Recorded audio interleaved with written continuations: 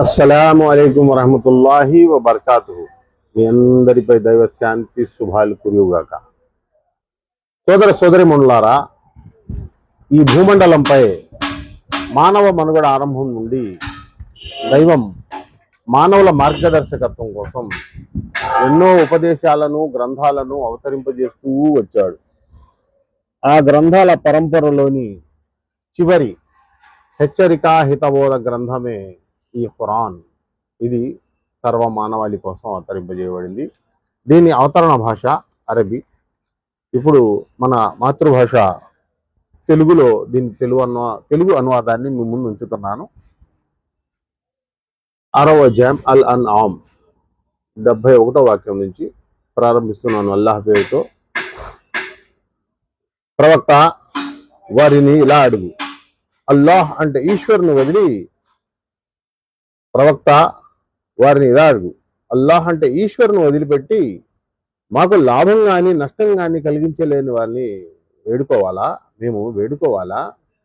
అల్లాహ్ అంటే ఈశ్వర్ మాకు రుజుమార్గం చూపిన తర్వాత మేము ముందుకు వేసిన అడుగును వెనక్కి తిప్పుకోవాలా?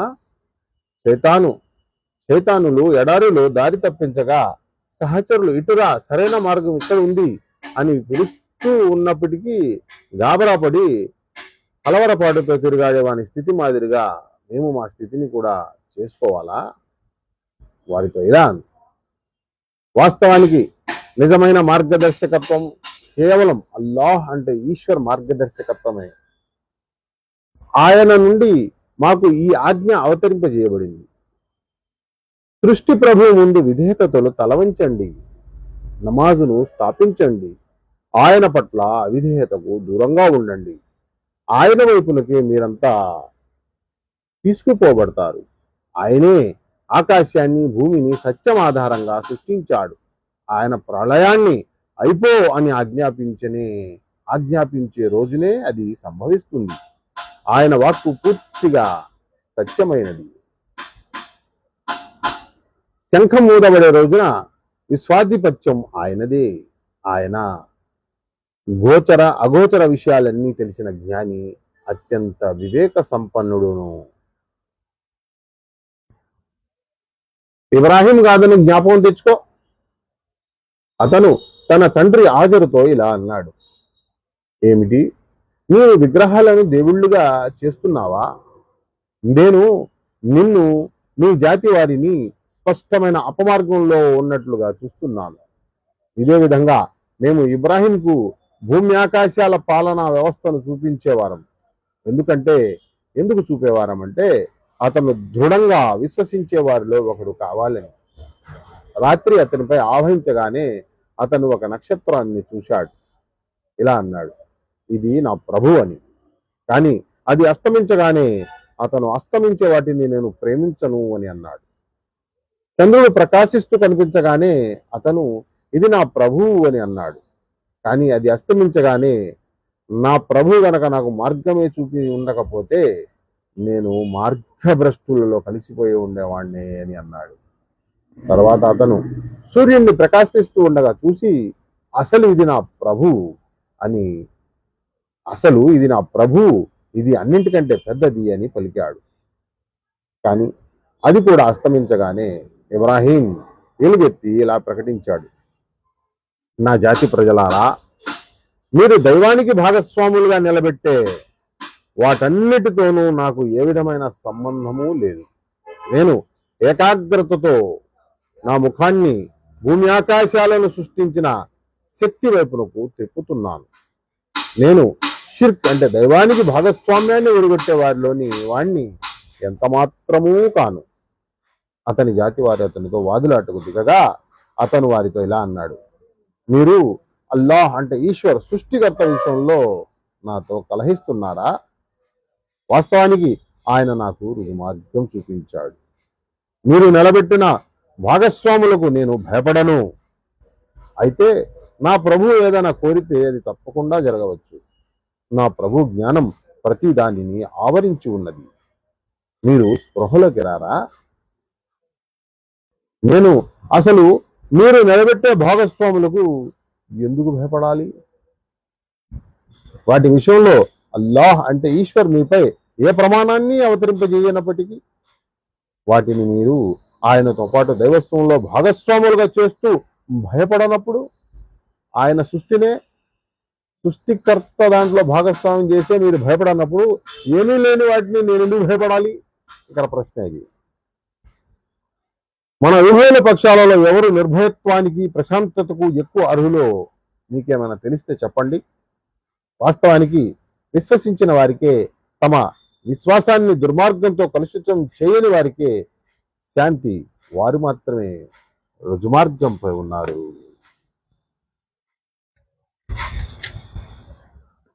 ఇది మా తర్కము. దానినే మేము ఇబ్రాహీంకు తన జాతికి వ్యతిరేకంగా ప్రసాదించాము. మేము వారికి ఉన్నత స్థానాలను ప్రసాదించాము. సత్యం ఏమిటంటే మీ ప్రభువు వివేకవంతుడు, అన్నీ తెలిసినవాడు. మేము తర్వాత ఇబ్రాహీంకు ఇస్హాక్, యాకూబ్ వంటి సంతానాన్ని ప్రసాదించాము. ప్రతి ఒక్కరికి మేము రుజుమార్గం చూపించాం. ఈ రుజుమార్గాన్నే వారికి పూర్వం నూహుకు కూడా చూపాము. ఇంకా అతని సంతతిలోని వారైన దావూద్, సులైమాన్, అయ్యూబ్, యూసుఫ్, మూసా, హారూన్లకు మేము సన్మార్గము చూపించాం. ఈ విధంగా మేము సజ్జనులకు వారు చేసిన సత్కార్యానికి ప్రతిఫలం ఇస్తాం. అతని సంతతికి చెందిన జకరయ్య, యహియా, ఈసా అంటే యేసుక్రీస్తు, ఇలియాస్లకు మార్గము చూపాం. వారిలో ప్రతి ఒక్కడు సజ్జనుడే. ఇంకా ఆయన కుటుంబానికి చెందిన ఇస్మాయిల్, అల్యసా, యూసుఫ్, లూత్లకు సన్మార్గం చూపాం. వారిలో ప్రతి ఒక్కరికి మేము భూలోక వాసులందరిపై ఘనత ప్రసాదించాం. ఇంకా వారి తాత ముత్తాతలను, వారి సంతానాన్ని, వారి తోబుట్టువులలో చాలా మందిని మేము అనుగ్రహించాం. వారిని మేము ఆ సేవకులకు ఎన్నుకున్నాం. వారికి రుజుమార్గం వైపునకు దారి చూపాం. ఇది అల్లాహ్ అంటే ఈశ్వర్ మార్గదర్శకత్వం. దాని ద్వారా ఆయన తన దాసుల్లో తాను కోరిన వారికి మార్గం చూపుతాడు. కానీ వారు ఒకవేళ షిర్క్ అంటే దైవానికి భాగస్వామ్యాన్ని చేసి ఉండేటట్లయితే వారు చేసిన సమస్తం నాశనమై ఉండేదే. మేము గ్రంథాన్ని, ఆజ్ఞను, ప్రవక్త పదవిని ప్రసాదించిన వారు వీరే.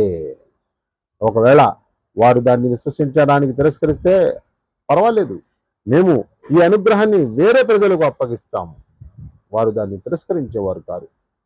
ప్రవక్త వారే అల్లాహ్ అంటే ఈశ్వర సృష్టికర్త తరపు నుండి మార్గదర్శకత్వం పొందినవారు. వారి మార్గాన్ని నీవు అనుసరించు, ఇలా ప్రకటించు. నేను ఈ ధర్మం యొక్క ప్రచార బోధ కార్యక్రమానికి గాని మీ నుండి ఏ ప్రతిఫలాన్ని ఆశించడం లేదు. ఇది ఒక హితబోధ సమస్త భూజనుల కొరకు అని. అల్లాహ్ ఏ మానవుడిపైన దేనిని అవతరింపజేయలేదు అని పలికి ఈ ప్రజలు అల్లాహ్ అంటే ఈశ్వరుని గురించి చాలా తప్పుగా అంచనా వేశారు. వారిని అడుగు. అయితే మూసా తెచ్చిన గ్రంథం అది మానవ జాతికి జ్యోతి మార్గదర్శకత్వం. దానిని మీరు ముక్కలుగా చేసి ఉంచుతారు. కొంత భాగాన్ని చూపిస్తారు, ఎక్కువ భాగాన్ని దాచేస్తారు. దాని ద్వారా మీకు మీ తాత ముత్తాతలు లేని జ్ఞాన సంపద మీకు ఇవ్వబడింది. అసలు దాన్ని అవతరింపజేసిన వాడెవడు? ఆయన అల్లాహ్ అంటే ఈశ్వర్ సృష్టికర్త. ఆయన అల్లాహ్ అని మాత్రమే చెప్పండి. ఆపై వారిని తమ కుతర్కాలతో ఆడుకోవడానికి వదిలేయండి. ఆ గ్రంథం మాదిరిగా ఇది కూడా మేము అవతరింపజేసిన అంటే ఖురాన్ కూడా మేము అవతరింపజేసిన ఒక గ్రంథం. అది ఎనలేని శుభాలు, మేళ్లు కలది. తనకు పూర్వం వచ్చిన దాన్ని ధృవీకరిస్తుంది. దాని ద్వారా నీవు ఈ పురముల కేంద్రం అంటే మక్కాలోను దాని చుట్టుపక్కల ఉండేవారిని హెచ్చరిక చేయడానికి అది అవతరింపజేయబడింది. పరలోకాన్ని నమ్మేవారు ఈ గ్రంథాన్ని విశ్వసిస్తారు. వారు తమ నమాజులను నియమం తప్పకుండా చేస్తారు.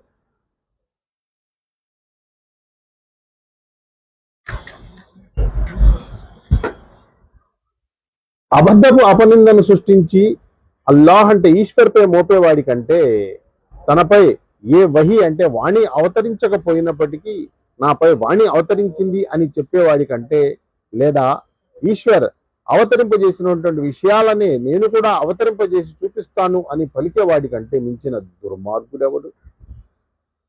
ఈ దుర్మార్గులు మరణ వేదలో మునిగి తేలుతూ ఉండగా దైవదూతలు తమ హస్తాలు చాచి, ఇటు తండ్రి బయటకు తీసుకురండి మీ ప్రాణాలను, అల్లాహ్ అంటే ఈశ్వర్ పై అపనిందలు మోపి అన్యాయంగా కూసిన కోతలకు ఆయన వాక్యాల పట్ల తలబురుసుతనం ప్రదర్శించినందుకు ఫలితంగా ఈ రోజు మీకు అవమానకరమ శిక్ష విధించబడుతుంది అని అంటూ ఉండగా ఆ దృశ్యాన్ని నువ్వు చూడగలిగితే ఎంత బాగుంటుంది.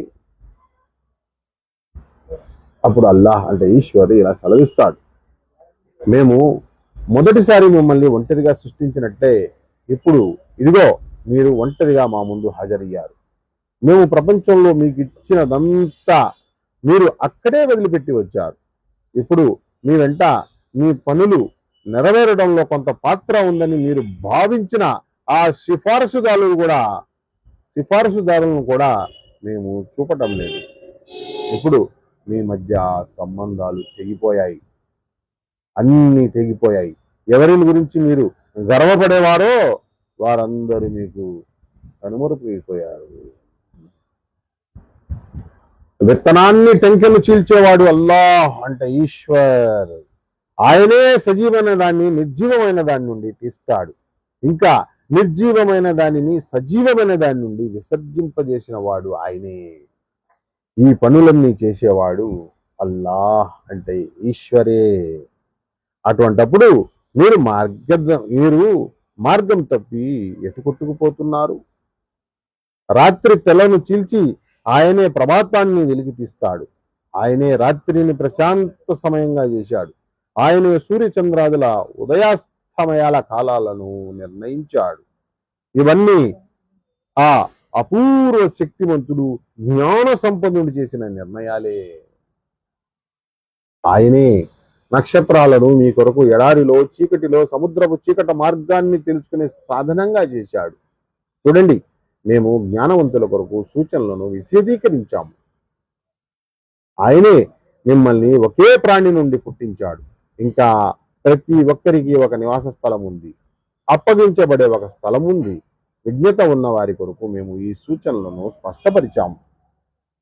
ఆయనే ఆకాశం నుండి వర్షాన్ని కురిపించాడు. దాని ద్వారా సకల వృక్ష జాతులను ఉద్భవింపజేశాడు. ఇంకా పచ్చని పొలాలను పచ్చని చెట్లను సృష్టించాడు. ఒకదానిపై ఒకటి ఒత్తుగా పెరిగిన గింజలను పండించాడు. ఖర్జూరపు పువ్వు నుండి బరువుతో వంగిన పండ్ల గుత్తులను సృజింపజేశాడు. ఇంకా ద్రాక్ష, రైతును, దానిమ్మ తోటలను సృష్టించాడు. వాటి పండ్లు ఒకదానికొకటి పోలి ఉన్నప్పటికీ ప్రతి దాని ప్రత్యేకతలు వేరువేరుగా ఉంటాయి.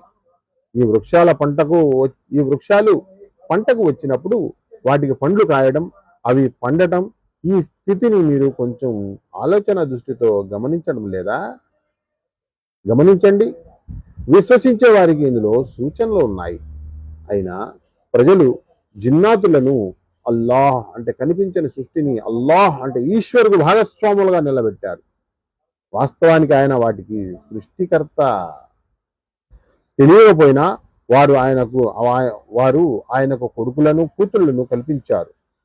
యథార్థానికి ఆయన అత్యంత పరిశుద్ధుడు, వారు చెప్పే ఈ మాటలకు అతీతుడు. ఆయన ఆకాశాలను భూమిని ప్రభవింపజేసినవాడు. ఆయనకు ఒక జీవిత సహచరి అంటూ లేనప్పుడు ఆయనకు కొడుకు ఎలా ఉంటాడు? ఆయన ప్రతి వస్తువును పుట్టించాడు. ఆయనకు ప్రతి వస్తువును గురించి తెలుసు. ఆయనే అల్లాహ్ అంటే ఈశ్వర్, సృష్టికర్త, మీ ప్రభువు. ఆయన తప్ప మరొక దేవుడు లేనే లేడు. ఆయన సర్వానికి సృష్టికర్త కనుక మీరు ఆయననే ఆరాధించండి. ఆయన ప్రతి దాని సంరక్షకుడు. చూపులు ఆయనను అందుకోలేవు, ఆయన చూపులను అందుకుంటాడు. ఆయన సూక్ష్మద్రష్ట, సర్వజ్ఞాని. చూడండి, మీ వద్దకు మీ ప్రభు తరపు నుండి వివేచనా కాంతులు వచ్చేశాయి. కనుక ఇక దృష్టిని వినియోగించే వ్యక్తి తనను తాను మేలు చేసుకుంటాడు. మరీ గుడ్డివాడిగా వ్యవహరించే వ్యక్తి తానే నష్టపోతాడు. నేను మాత్రం నీకు కావలి వాణ్ణి కాను.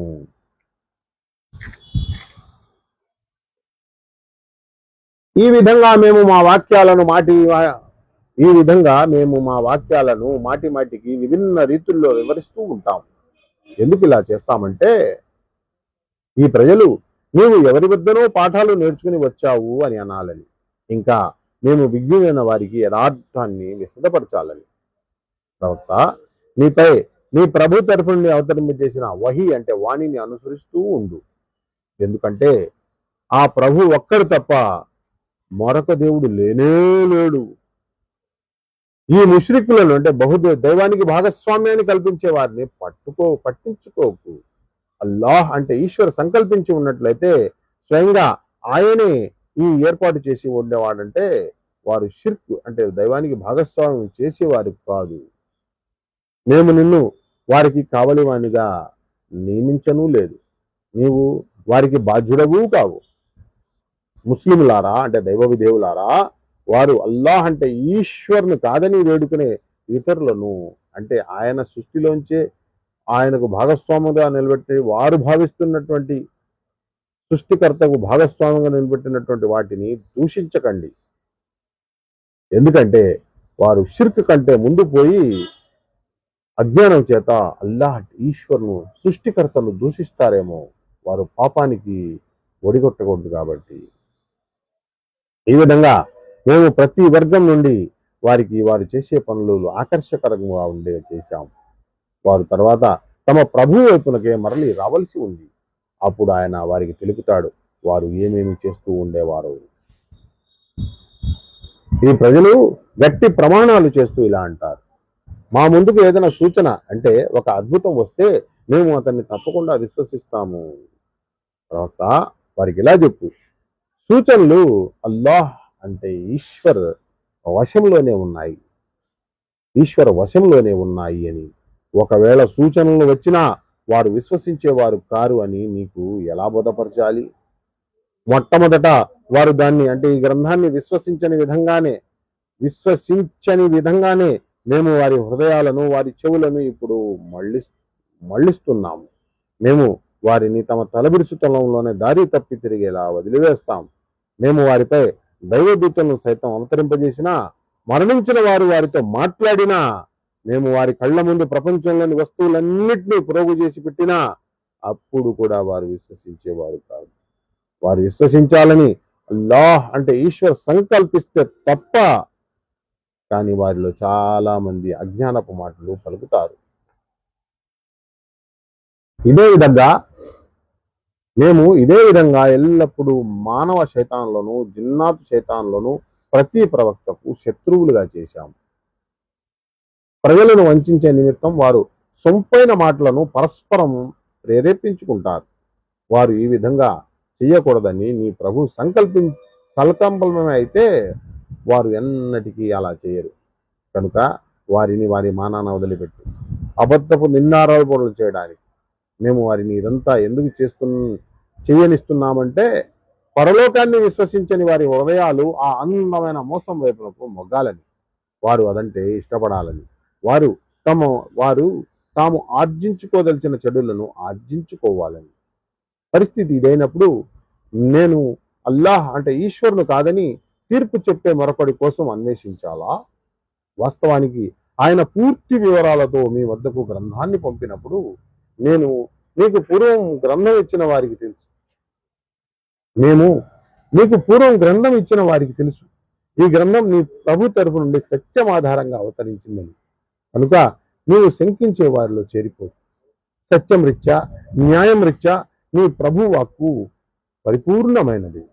ఆయన ఆదేశాలను మార్చేవాడు ఎవడూ లేడు. ఆయన అన్నీ వింటాడు. ఆయనకు అంతా తెలుసు.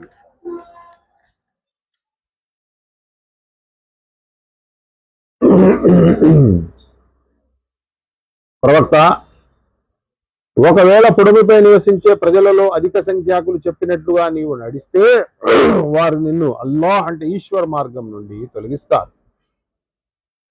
వారు కేవలం అంచనాలను అనుసరిస్తున్నారు, ఊహాకల్పనలు చేస్తున్నారు. వాస్తవానికి నీ ప్రభువుకు బాగా తెలుసు.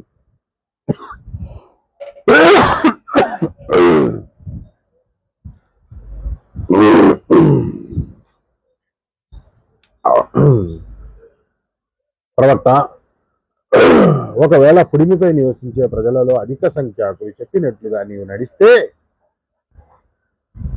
వారు నిన్ను అల్లాహ్ అంటే ఈశ్వర మార్గం నుండి తొలగిస్తారు. వారు కేవలం అంచనాలను అనుసరిస్తున్నారు, ఊహాకల్పనలు చేస్తున్నారు. వాస్తవానికి నీ ప్రభువుకే బాగా తెలుసు. ఎవరు ఆయన మార్గం నుండి వైదొలిగి ఉన్నారు, ఎవరు రుజు మార్గంపై ఉన్నారు.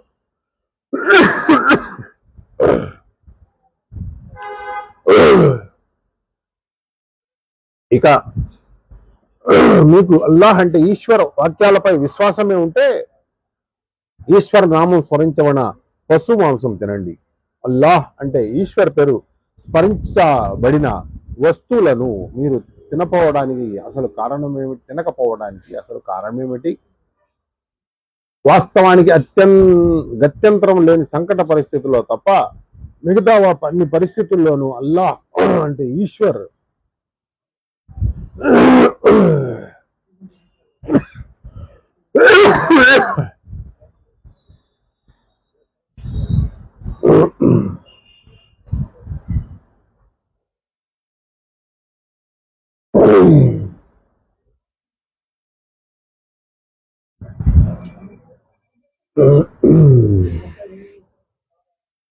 వాస్తవానికి గత్యంతరం లేని సంకట పరిస్థితుల్లో తప్ప మిగతా అన్ని పరిస్థితుల్లోనూ అల్లాహ్ అంటే ఈశ్వర్ ఏ వస్తువుల వినియోగాన్ని నిషేధించాడో వాటి వివరాలను మీకు ఆయన ఇదివరకే తెలియజేశాడు. చాలా మంది ప్రజలు జ్ఞానం లేకపోయినా కేవలం తమ కోరికలకు లోనై అపమార్గం పట్టించే విషయాలను మాట్లాడుతూ ఉంటారు. ఈ హద్దులు మీరే వారిని నీ ప్రభు ఈ హద్దులు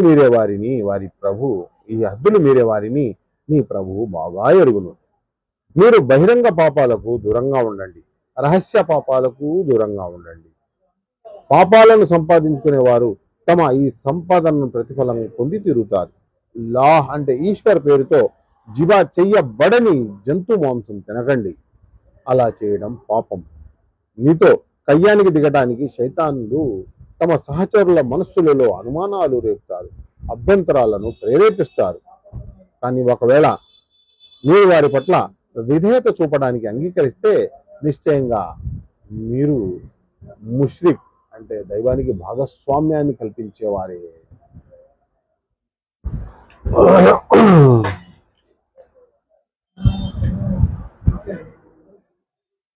మొదట మృతుడై మేము ప్రాణం పోసి జ్యోతిని ప్రసాదించగా దాని వెలుగులో ప్రజల మధ్య జీవనయాత్ర కొనసాగించే వ్యక్తి, చీకట్లలో కూరుకుపోయి వాటి నుండి ఏ విధంగానూ బయటికి రాని వ్యక్తి ఒకటే అవుతారా? ఇదే విధంగా అవిశ్వాసులకు వారి పనులు మనోహరకంగా చేయబడ్డాయి. ఇంకా ఇదే విధంగా మేము ప్రతి పట్టణంలోనూ దానిలో ఉన్న పెద్ద పెద్ద నేరస్తులను అక్కడ తమ కుతంత్రాలు వంచనలు చేసే వలను మరచడానికి నియమించాం. వాస్తవానికి వారు తమ కుతంత్రాల వలలో తామే ఇరుక్కుంటారు, కానీ వారికి దాని స్పృహ లేదు.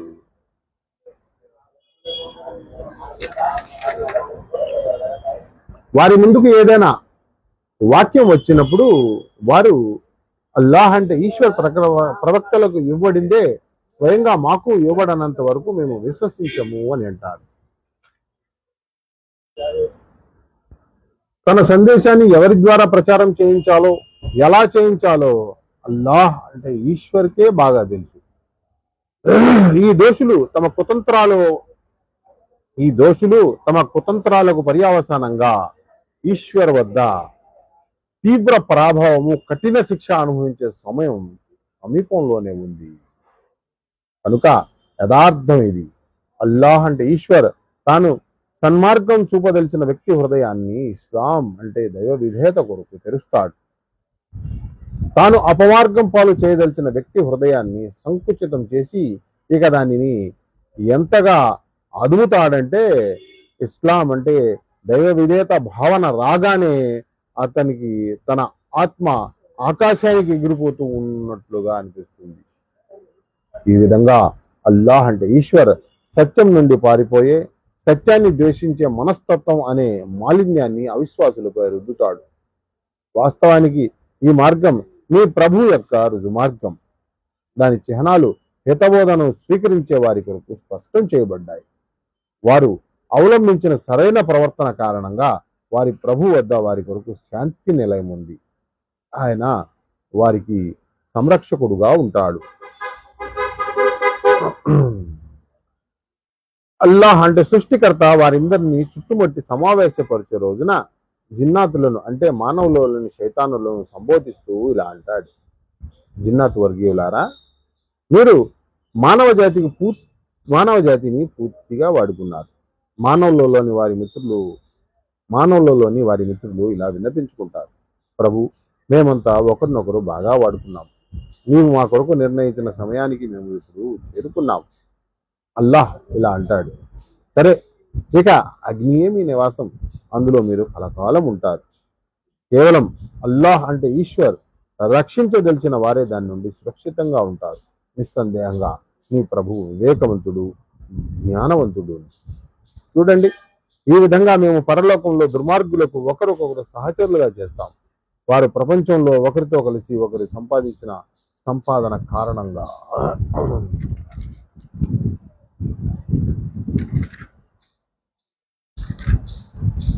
ఇవాళ ఇంతటితో ముగిస్తూ ఈ ముగింపునిపై సకల స్తోత్రములన్నీ సర్వలోకాలకు ప్రభు అయిన అల్లాహ్ అంటే ఈశ్వర్కు అర్పిస్తున్నాను.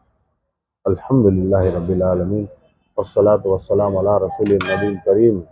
ए अल्लाह, तेरी ज़मीन पर तेरा कानून जल्द से जल्द नाफिज करा मेरे मालिक।